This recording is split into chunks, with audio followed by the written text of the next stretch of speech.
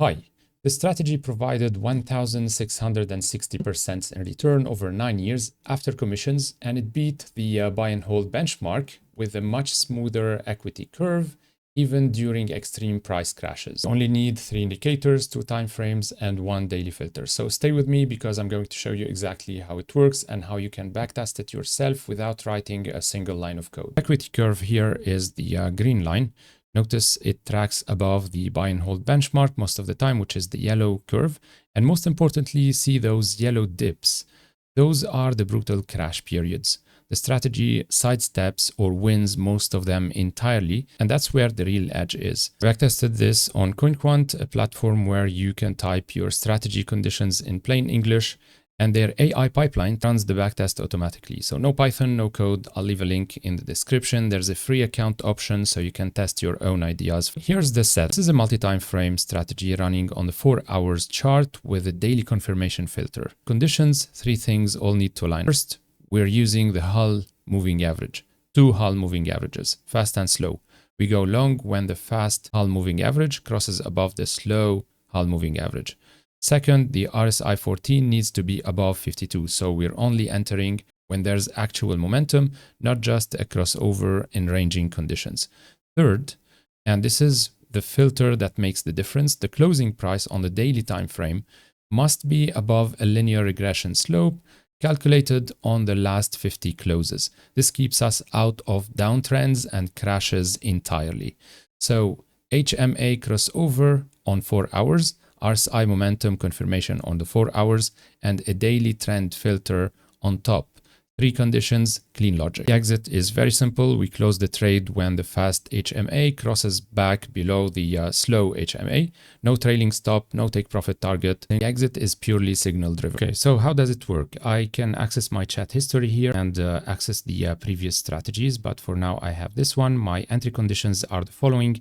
If the Bitcoin USDT Hull moving average 16 on the 4 hours crosses above the HMA 65, and also if the RSI 14 on the 4 hours is greater than 52, and if the price close on the 1 day on the daily time frame is above the linear regression 50, then we enter long 50% worth of the Bitcoin USDT, or maybe 100%. Let's change it here. Since we're not using a leverage account, we can flip all the equity or all the account we have. So we're going to execute this as market order, and the exit conditions are if the HMA 16 crosses below the slower HMA, which is 65 on 4 hours, exit long 100%. So all the trade as market order, and that's it. So I'm going to press go. And now the platform's AI is going to analyze my text. It's going to transfer it into a schema that we're going to verify. So we're going to see all the conditions. Okay, now we have the schema. As you can see, we have a date here for the data. So we're allowed only for data from 2017, I think, beyond. So I'm going to extend this date to the maximum. And so this is the 4 hours time frame. I'm going to start with 100,000 because you need to have at least that much to buy a coin. Coin is expensive now. And here we have the conditions. So as you can see, the first entry condition is HMA 16 crosses above HMA 65 on the 4 hours. And I can see the details here. I can change the moving averages, maybe if I want to use an exponential moving average, or maybe changing if it's acting on the mid price or on the wick, on the close, and so on. So I can change all the details. The length as well can be changed here of both moving averages. I'm going to leave those as they are and go on to the next condition, which is the RSI length 14 has to be above 52, so greater than. You have different conditions, less than, equal to, and so on.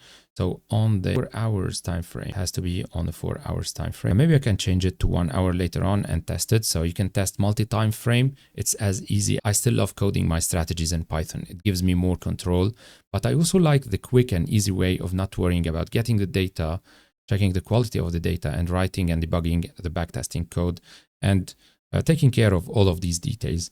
So in Python, if you want to use a multi-time frame strategy, you have to have two data frames and align these with the timestamps and so on. This is all done in the background here. We don't have to worry about all of this. Then we have the closing above linear regression 50. If I extend this, I can see that it's working on the 1 day time frame, and that's it. Actually, linear regression, the value 50 and so on. So we enter 100%. You can enter 50, 20. We have some slippage that is included here on top of the maker-taker fees, and the exit conditions are here as well. So we can see that everything is translated correctly by the AI pipeline just by starting from our text. Actually, we started in a small chat box, few sentences, and the strategy is live. So let me run the backtest. It's going to take a few seconds. Okay, and here we go. We have our results. We have 1,700%. So it's still winning, actually. I've tried this like a month ago, I think, and the results were 1,600 and so now it's 1,700%. So it's still a winning strategy. We have 47% win rate. The quality score delivered by Coinquant is 64. So this is really good. Maximum drawdown is 19%. So this is still aggressive. Remember, we're flipping the whole account, but I mean, that's okay. We're just simulating here. Sharp ratio 1.36. including slippage, including fees and everything. So it's all included in the strategy. And you have actually all the details here, all the ratios, the Kalmar ratios, Sortino ratio, win rates, and so on. So the worst day is a Tuesday. I don't think it means much. And the best day is Sunday. I'm not sure this means much for this type of strategies now. But what I want to show you is that this is based on 184 trades. So I know it's not much, but looking at the equity curve, the green curve, it's quite smooth. And let me remove the chatting box here. And collapsing this as well, so we have a better view. As you can see, it's kind of smooth compared to the buy and hold yellow curve. So the green curve is always going up. You have some drawdown periods, of course, but it's also quite a positive slope during the whole 10 years or 9 years of backtesting. So 184 trades is not much, but in these conditions, it's actually enough to confirm that the strategy is surviving crashes and is surviving those yellow dips that you can see. The buy and hold is going down because the price is crashing from a peak that is right here down to a valley, let's say. But we don't see those peaks and valleys in our strategy. It's surviving very well. Although we do have some drawdowns, which is a bit worrying, but I'm sure with some optimization, we can get it to perform better. So if you want to check the details, you can go into the trades tab and you have access to all the trades, the dates and the fees. You have all the details that are needed to study those trades. So you can even export these into CSV, load them back in Python if you insist on coding like me. But the most interesting and really nice part I find is, let me extend this back, and the chatting pane. So you can ask the financial advisor to give the opinion about this strategy, about the performance of the strategy, and propose where we can improve it. So let me ask it. Let's say load financial advisor. You don't have to write load financial advisor, but it's just me making sure that it's rewiring this, not to the backtesting part of the language model or the AI pipeline, to the financial advisor. And by the way, financial advisor has access to all kind of analysis. It can modify and run the backtests again. And it also has access to fundamental and paid data. So it can scrap the web for you live now and give you an honest opinion, or let's say web-based opinion and data-based opinion on whether to invest or not. So anyway, load financial advisor propose robustness tests, let's say. Not sure if this is overfitting. I'm worried a bit. So let's check how we can test the robustness of such a strategy. Now I have a full description on how to test the robustness of this strategy. So we have to do out of sample and walk forward testing and so on. So this can be done using the platform, but I'm going to ask about Monte Carlo robustness tests, which is what I'm interested in. I think it's worth for the Monte Carlo part doing a separate video where I describe what is the Monte Carlo method and how does it work. But for now, I'm going to check what the AI is proposing. Let's see. So we have robustness tests. Let's see here. So we have can do some bootstrapping, trade sequence resampling. We can do randomized trade skipping, price path, synthetic data, Monte Carlo, and so on. So I'm going to choose probably also changing the parameters randomly. So let's try this one, parameter, Monte Carlo, randomly jitter your parameters, etc. Okay, I'm going to copy it, paste it here, and I will say apply this to my strategy and reveal the results. Okay, we're going to see if it's capable of doing the whole work, the dirty work for us, and just we're going to read the results for interpretation. So apparently it's working. It's putting, I can see the message here, stress testing. So these are the results. This is the report generated by the Monte Carlo backtesting or robustness testing. And apparently there is a robustness confidence of 82%. So this is high. In brief, we have the verdict of the report. It's robust. Strategy is not overfit to baseline parameters. So this is what Monte Carlo is showing. Let's see further in the report. So assumptions and definitions, 5 years window, and so on. So you have 500 random parameter combinations. The jitter range was the fast HMA between 14 and 18, slow HMA between 60 and 70, RSI between 48 and 55, linear regression between 40 and 60. Fixed, the RSI period was always 14, position size is always 100%, no fee slippage changes during the robustness backtest. So using these jittery or random changes for the parameters, we didn't see any decrease or dramatic decrease in the equity curve or in the returns apparently. So I'm not going to go through all the details, but some of these are very interesting to see. So the baseline is plus 125%. Then you have the Sharpe ratio and so on. So this is the current setup.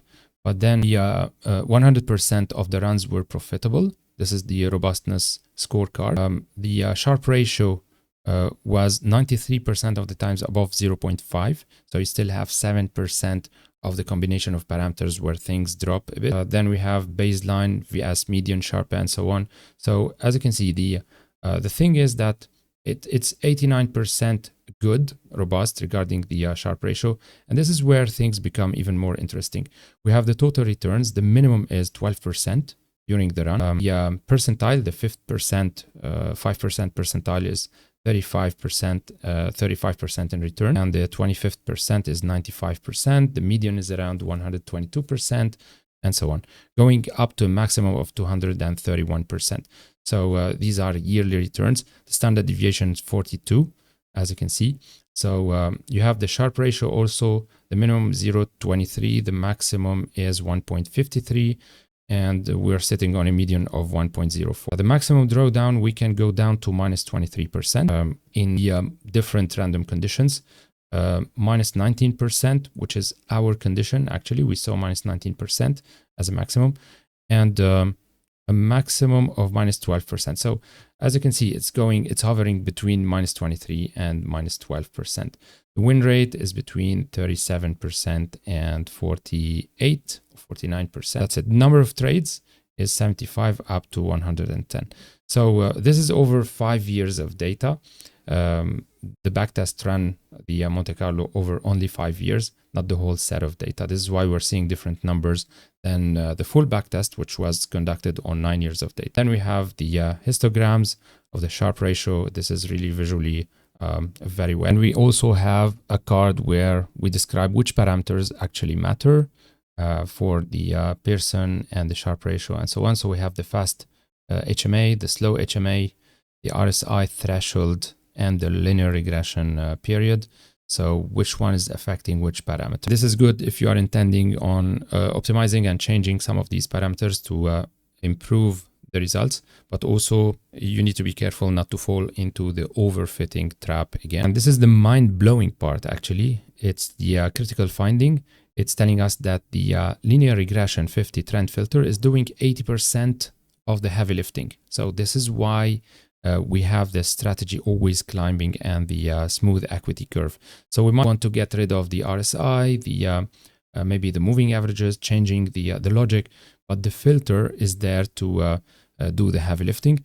Correlation of plus 0.75 between linear regression period and the Sharpe. So this is extremely high for a single parameter. So the runs with linear regression in 40 to 49 provide a mean Sharpe of 0.84, while if we increase those the linear regression length to 50 to 60, we have a mean Sharpe ratio of 1.14. So that's 36% better. So in summary, the longer trend filter catches sustained regime shifts. So we could eventually now try, for example, a length of 70 or 80.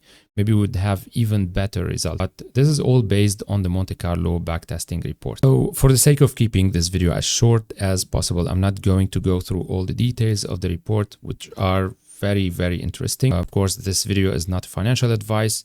You need to take care of testing the robustness of any strategy you're going to use, even on a paper account, deploying it live, seeing how it performs. But at least it gives you a very good full idea on what to expect from your strategy once you start trying it live on the market. That would be it. I'm going to keep it short for this video. If you are curious also to have this same strategy coded in Python in the next video, just let me know in the comments section. I could repeat the same conditions in Python and share the code if you are more into the coding part. Until our next one, trade safe and see you next time.